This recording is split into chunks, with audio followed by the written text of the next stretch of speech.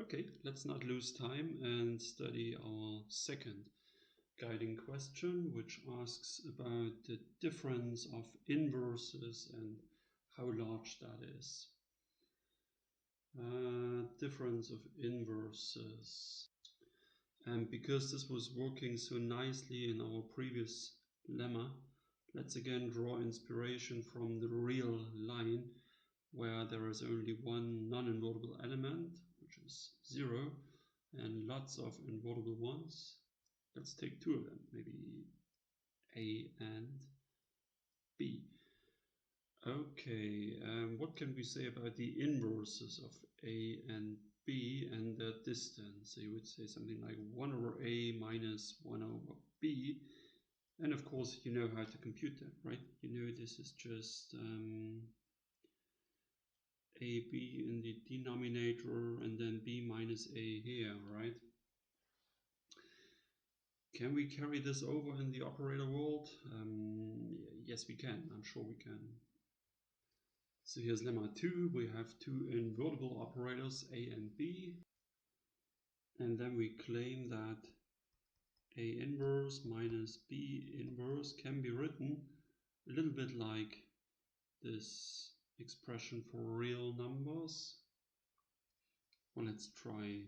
We certainly need B minus A. Okay, and then we need the inverse of A and the inverse of B, and let's multiply them from different sides to that bracket, and I think inverse of B should go here, inverse of A should go here. In fact, it doesn't matter, you could also exchange them, but you should not let them come from the same side. Okay, that's our lemma. The proof is just by checking. I mean, if you multiply this out, what do you get?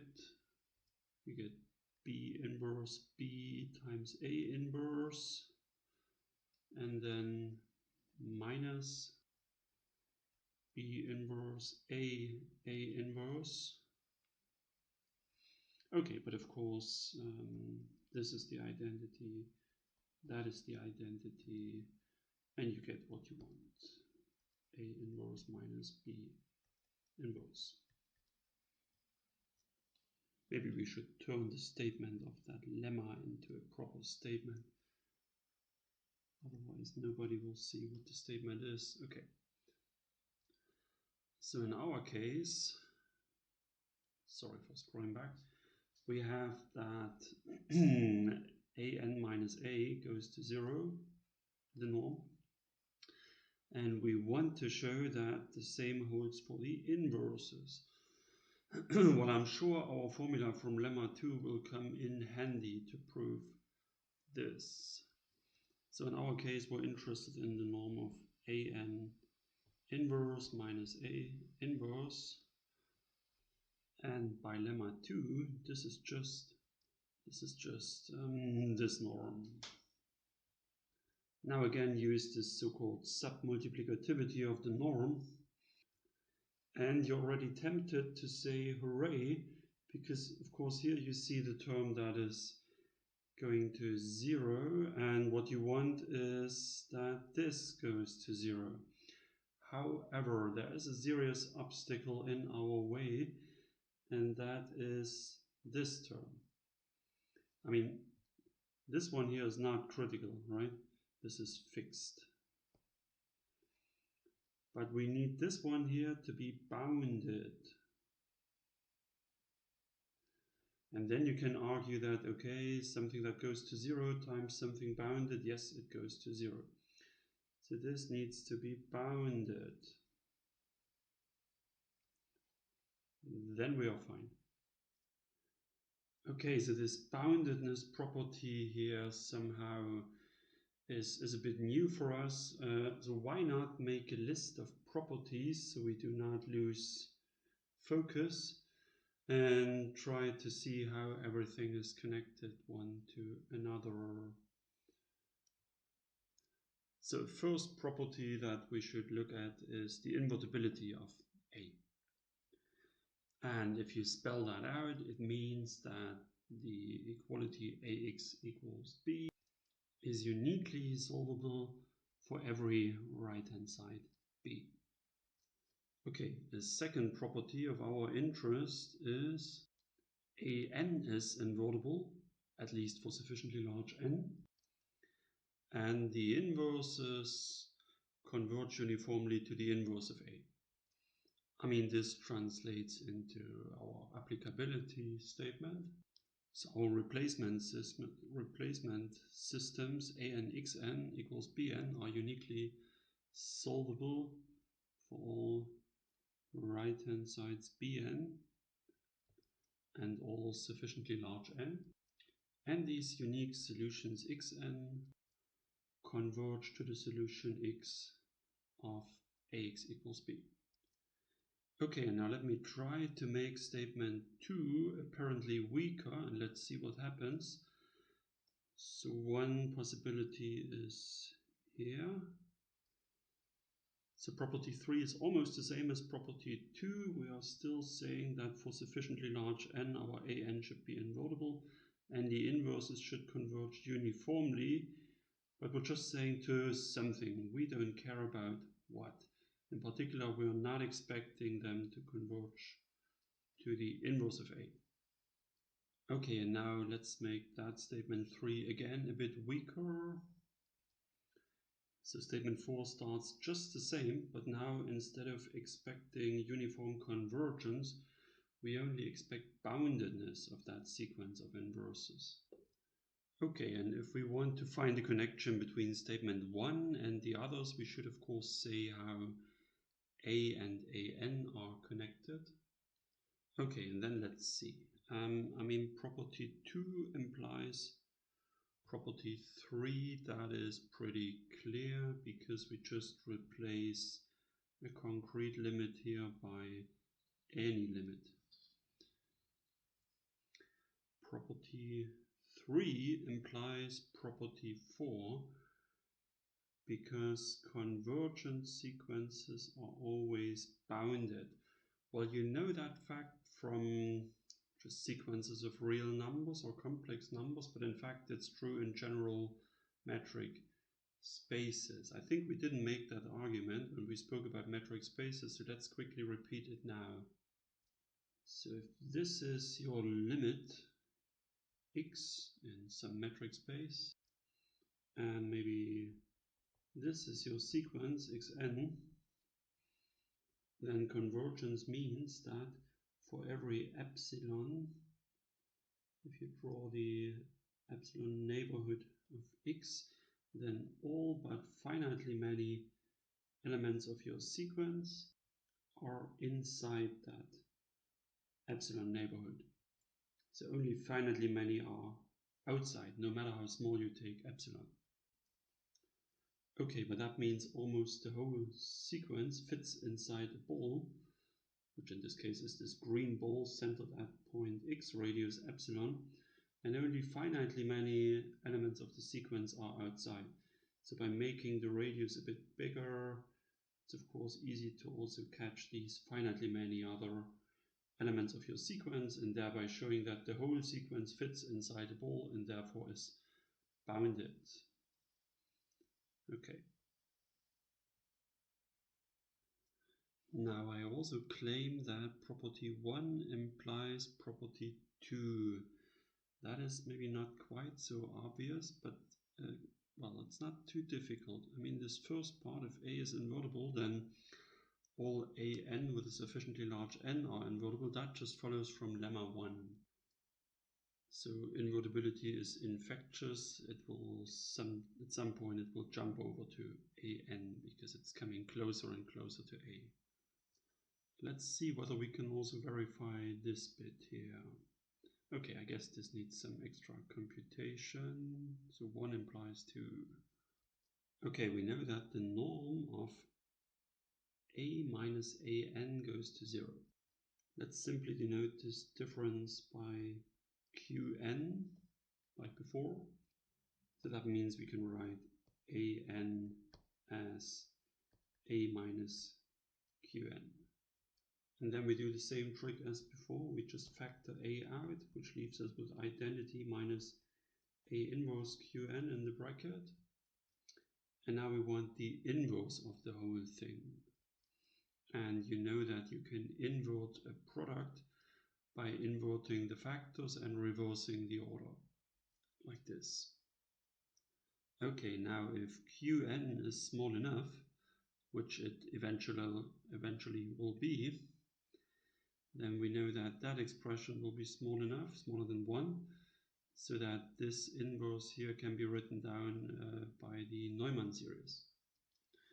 Okay, well, looking back to our claim 2, we are not just interested in A(n) inverse, but in its difference to A inverse.